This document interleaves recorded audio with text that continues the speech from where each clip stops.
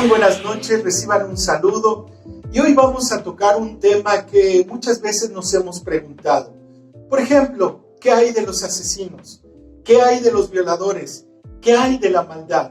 Si hemos creído en un Dios vivo y justo, ¿por qué pasan tantas cosas? Y nuestro tema va dirigido a los cuestionamientos, a los por qué, a los por qué, a los por qué. Y a veces pasamos por alto el para qué suceden las cosas. ¿Cuál es el propósito de nuestro Dios que tiene para mostrarnos en cada una de las circunstancias? Pero hermanos, esto que estamos viviendo no es nuevo. Si usted tiene la oportunidad de poder estudiar el Antiguo Testamento, conocemos y hemos profundizado sobre un pueblo.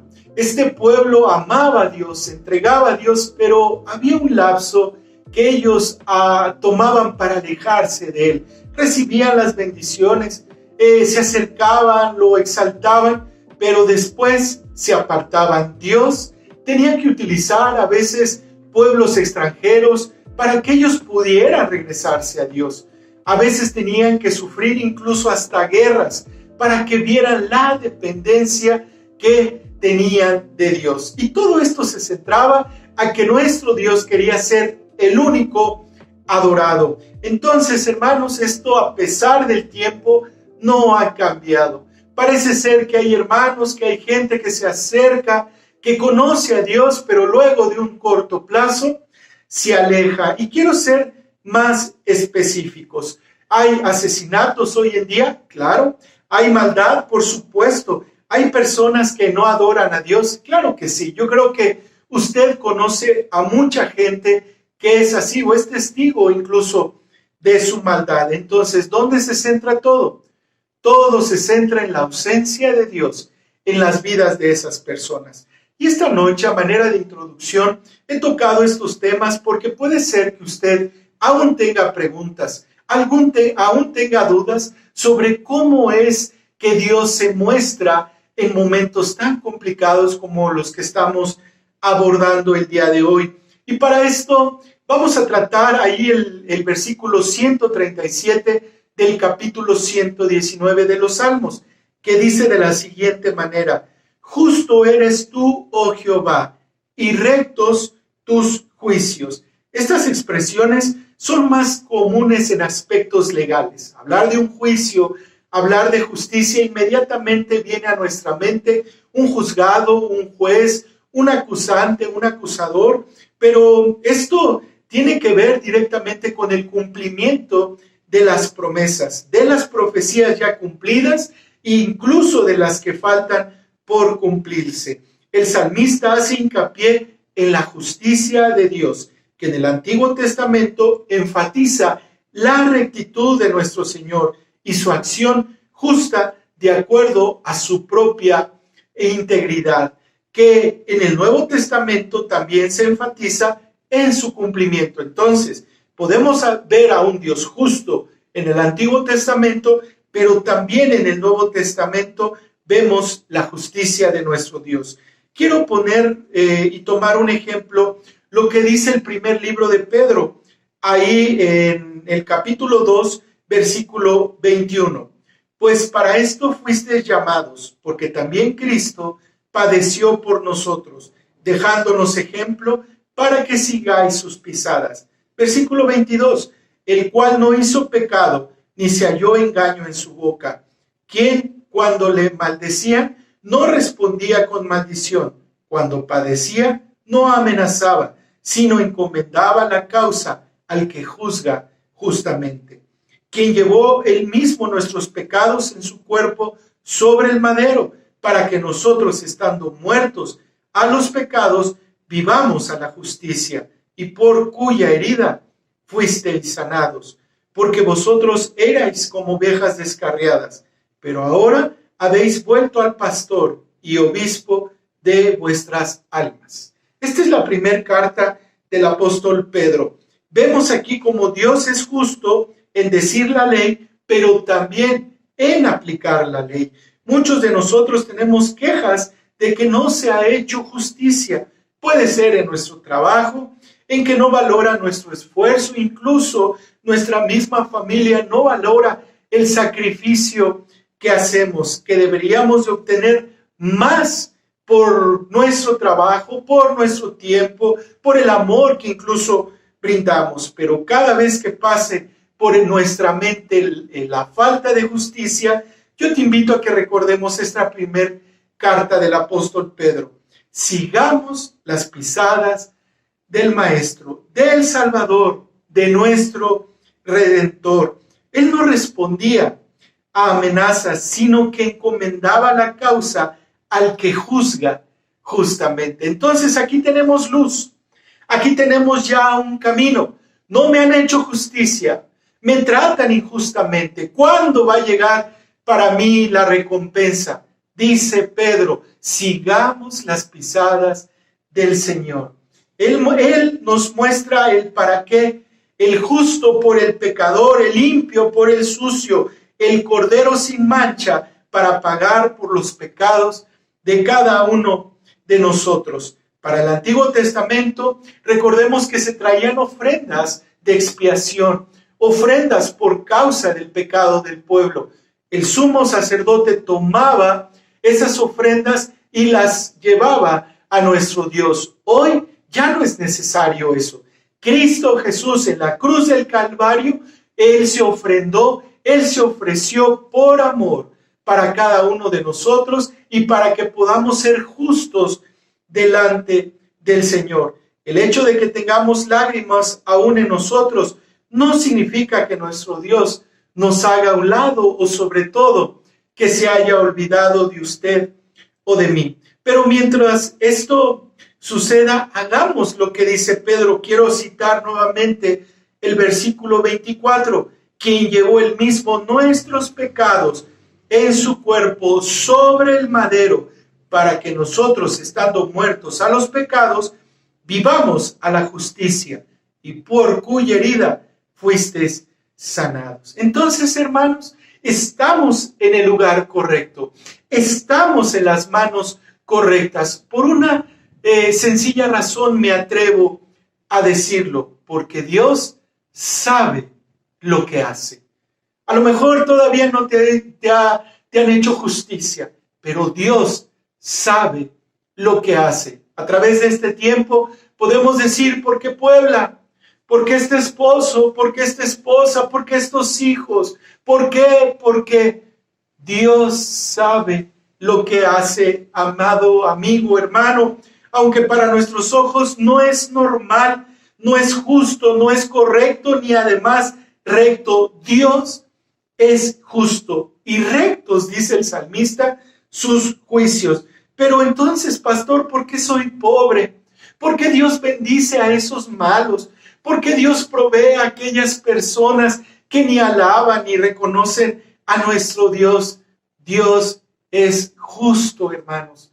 Él sabe los tiempos y Él sabe los para qué. Mejor reflexionemos en este momento sobre qué es lo que quiere Dios de usted y de mí. Y sabes, esto cambia absolutamente todo. El salmista vuelve a insistir en este punto. Mire lo que dice el versículo 138. Tus testimonios que has recomendado son rectos y muy fieles. Ahora habla de un estilo de vida, su testimonio, y dice que ha sido recomendado de parte de Dios, y estos testimonios son rectos y muy fieles, porque son dirigidos a nuestra santidad, nos animan a apartarnos, además nos exhorta a cada uno de nosotros a ser más espirituales y menos carnales. Mire lo que dice Santiago ahí en el capítulo 4, versículo del 4 al 7. Oh almas adúlteras, ¿no sabéis que la amistad del mundo es enemistad contra Dios? Cualquiera pues que quiera ser amigo del mundo se constituye enemigo de Dios. ¿O pensáis que la Escritura dice en vano? El Espíritu que Él ha hecho morar en nosotros nos anhela celosamente, pero Él da mayor gracia. Por esto dice, Dios resiste a los soberbios y da gracia a los humildes. Veamos aquí cómo Santiago habla precisamente de esta dualidad de pensamiento, de esta dualidad de prácticas. Él dice, oh almas adúlteras, que es la parte de ser adúltero, tener una doble vida. Pero miren cómo es más específico Santiago en los versículos del 7 al 10. Dice el versículo 7, someteos pues a Dios, resistid al diablo y huirá de vosotros. Acercaos a Dios y Él se acercará a vosotros. Pecadores, limpiad las manos, y vosotros los de doble ánimo, purificad vuestros corazones. Afligíos y lamentad y llorad. Vuestra risa se convierte en lloro y vuestro gozo en tristeza. Humillaos delante del Señor y Él os exaltará. En estos tres versículos, en estos 4 versículos, vemos 5 acciones que nos anima a nuestro Dios para poder tomar y practicar en nuestra vida. A manera de pregunta, ¿a ti te gustaría vivir en un lugar donde se aplica la ley o a donde no exista orden? Fíjense qué interesante. Muchos de nosotros queremos orden, queremos disciplina, queremos que se haga justicia, pero muchos de nosotros no vivimos así. Creo que la mayoría diríamos donde se aplique la ley, donde se aplique la justicia. Tenemos familiares en Estados Unidos y él nos comentaba que como las mismas personas en México violan la ley, pero las mismas personas estando en Estados Unidos respetan los límites de velocidad, respetan el tema de la basura, respetan el tema de dónde cruzar las calles. Y a mí me llama la atención porque la misma persona en lugares distintos actúa de diferente manera. Por eso tenemos que ir a nuestro Dios, porque nuestro Dios nos recomienda y nos dice que todo lo que viene de Él es recto y además es fiel. El salmista amaba tanto a Dios que miren lo que dice el versículo 139. Mi celo me ha consumido, porque mis enemigos se olvidaron de tus palabras. Este versículo dice que no tomaban en cuenta a Dios. Incluso los enemigos se olvidaron. ¿Cuándo pasa esto? Cuando sabemos lo que tenemos que hacer, pero no lo hacemos. En mi ejemplo que estaba poniendo hace algunos momentos, aquí también hay leyes. De este lado también hay orden, pero como no se aplica a veces la ley, entonces creemos que por esta razón podemos hacer lo que nos plazca. No, hermanos, no pasa esto con nuestro Dios. Dios ha estipulado principios, Dios ha estipulado un estilo de vida que se convierte en un testimonio para usted y para mí, pero no porque no se haya hecho justicia aún, quiera decir que Dios ha pasado por alto su ley. De ninguna manera. El salmista se aferraba a la palabra de Dios. Dice, mi celo me ha consumido.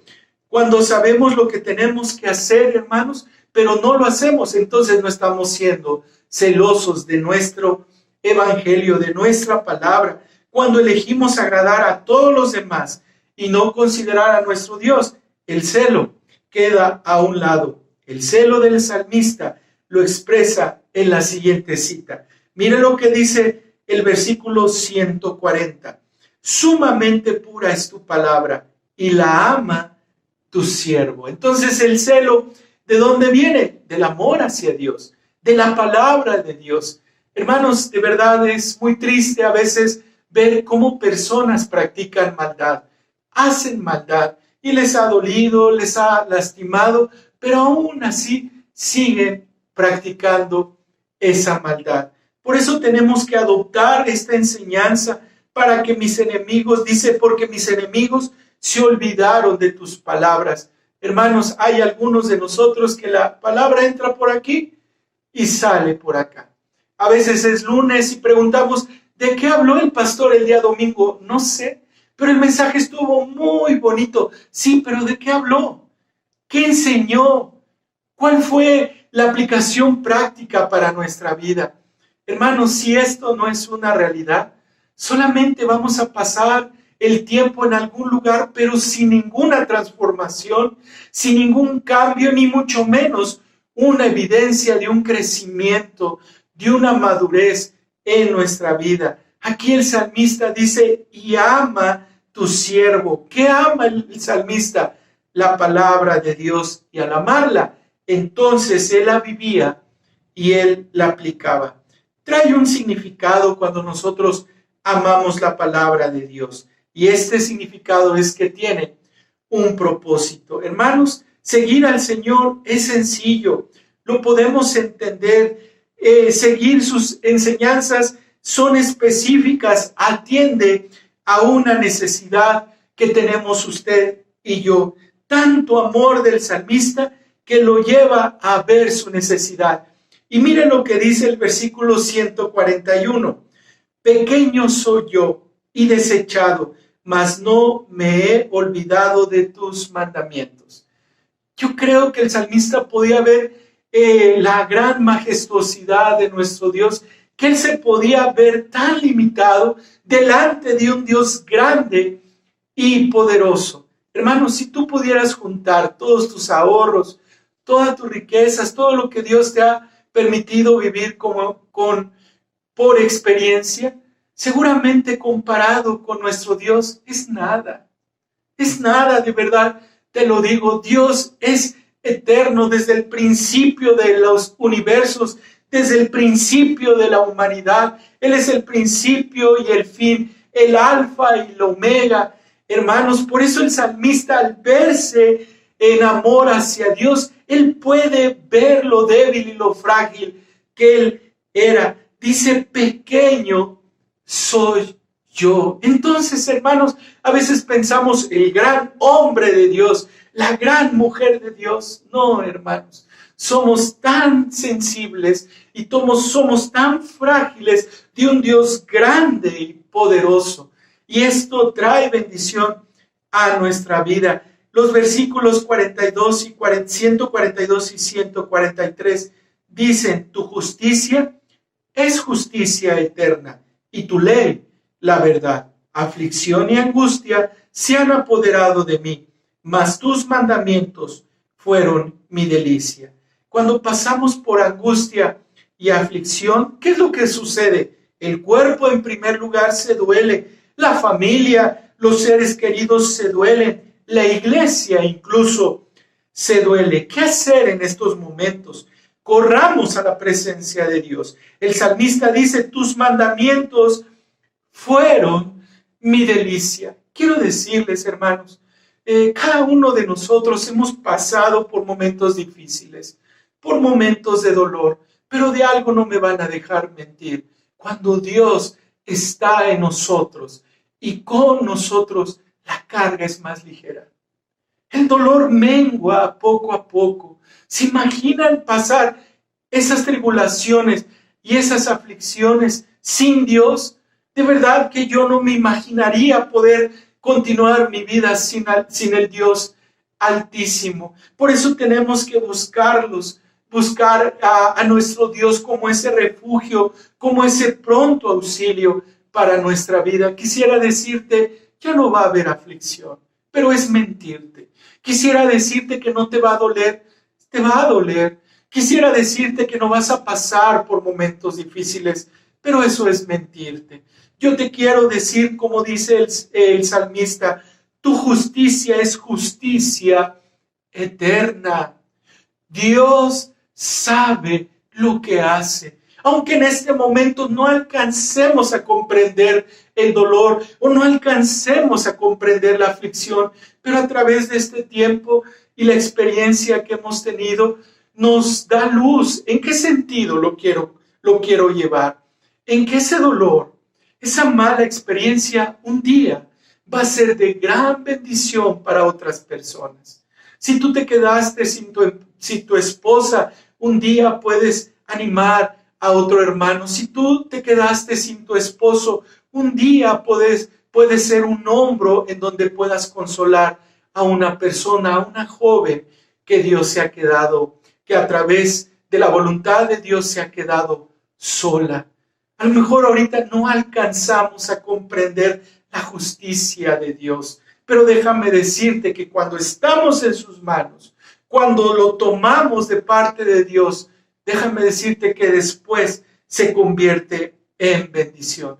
El salmista termina esta porción con el versículo 144 que dice: justicia eterna son tus testimonios, dame entendimiento y viviré. Vean qué bello versículo. Justicia eterna son tus testimonios, dame entendimiento y viviré. Vean, el salmista no dice quítame, el salmista no dice aparta, deténlo, sino que él dice dame entendimiento, dame sabiduría para comprender qué es lo que está pasando y entonces viviré. ¿Qué tenemos que pedir entonces, hermanos? Entendimiento. Muéstrame, Dios. Es válido decirle a nuestro Dios en esta noche: muéstrame tu voluntad. No la veo. Muéstrame el plan. No lo entiendo. Muéstrame qué quieres hacer y qué quieres trabajar en mi vida, porque duele mucho, Señor. Ha sido algo que se ha quedado. Muéstramelo, Dios, y entonces podemos llevar y llegar a este punto. ¿Para qué? Qué difícil palabra. ¿Para qué estoy pasando esto? ¿Para qué me quedé sin trabajo? ¿Para qué me quedé sola? ¿Para qué me quedé solo? ¿Para qué? ¿Para qué? Lejos de decir, ¿por qué? ¿Por qué? ¿Por qué? Dios en esta noche te quiere hablar a través del salmista. Hay un propósito, hay un plan eterno. Dice el salmista, y viviré. Y viviré. ¿Cómo? Con Dios. Con Dios. Esto es el propósito de Dios. Esta es la voluntad de nuestro Creador. Hoy en esta noche, si tú estás en este tema de los por qué, y aún no entiendes el juicio de Dios, toma esta porción y dile: Dios, dame entendimiento, dame sabiduría para poder continuar llevando el día a día a casa, poder encaminar a mi familia, poder pasar esta prueba, poder agradarte, Dios. Oramos por entendimiento en esta noche. Y cuando dice la palabra que nosotros pidamos sabiduría y que el Señor nos va a brindar esa sabiduría. Oremos en esta noche por entendimiento. Padre, gracias te damos por esta hermosa porción. Gracias te damos por la vida del salmista, Señor, porque él se hacía las preguntas que muchas veces nosotros nos hacemos. ¿Por qué? ¿Por qué? Pero vemos, Señor, que tus juicios son justos. Padre, hoy oramos por entendimiento. Abre nuestro entendimiento, Señor, para poder comprender el plan, el propósito, el por qué y el para qué, Señor. Muchos tenemos preguntas sin contestar. Muchos tenemos aún dolores que sanar, Padre. Hoy te pedimos entendimiento. Por favor, Padre, provéete de una respuesta. Provéete de una solución, provee de un milagro, Señor. Estamos delante de ti y dependemos de ti para vivir, Señor. Gracias te damos por este bello salmo y oramos en tu nombre, Cristo Jesús. Amén y amén. Que Dios les bendiga y que tengan una excelente noche.